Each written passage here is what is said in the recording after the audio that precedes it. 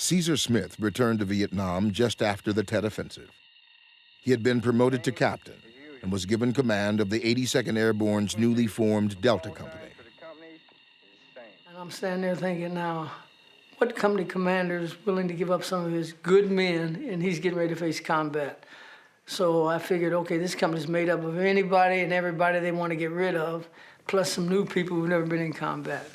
And that was the unit that I got over there. But within 10 days, we were a good unit, and we served well. Smith's first mission was to find and destroy a hidden cache of weapons.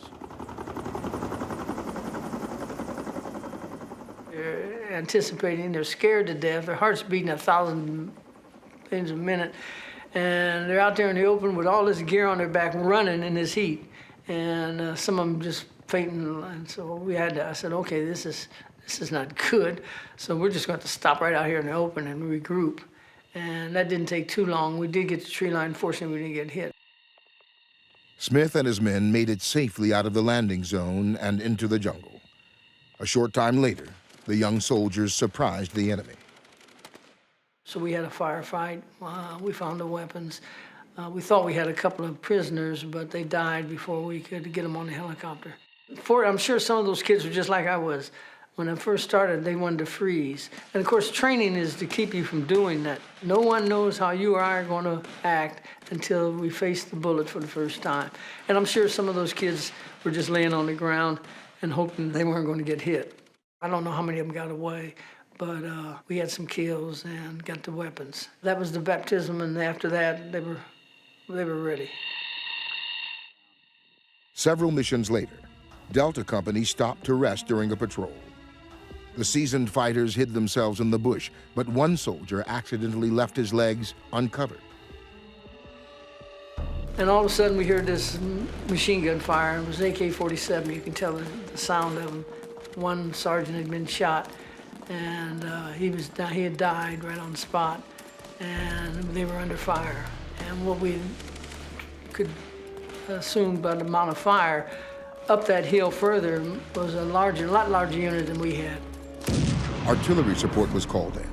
Helicopter gunships sprayed the area where the enemy was hiding, and the company prepared to move to safer ground. Waters rising in a nearby creek threatened to block their retreat. They wrapped the soldier who had been killed in a rain poncho and fell back. So one platoon would cross and set up a perimeter until the next one would cross. You imagine under fire, and they had to wrap the sergeant up in ponchos. By this time, the water was as high as under your arms. So you're holding your weapon over your head, and this young soldier and all your equipment trying to get across that while the rest of the platoons are keeping fire from those up there. The amount of fire we were getting was enormous at the time. So finally, me and the last platoon crossed over, and then it was getting close to dark. Smith's men set up a perimeter guard and waited to evacuate the dead and wounded. We had to blow up some trees so that the helicopter could get down. There wasn't much room where we could get it, but the medevacs, they would come in just about anywhere. Even though we were under fire at the time, they came in and got everybody out. But that was the toughest night, 24 hours that I had while I was over there.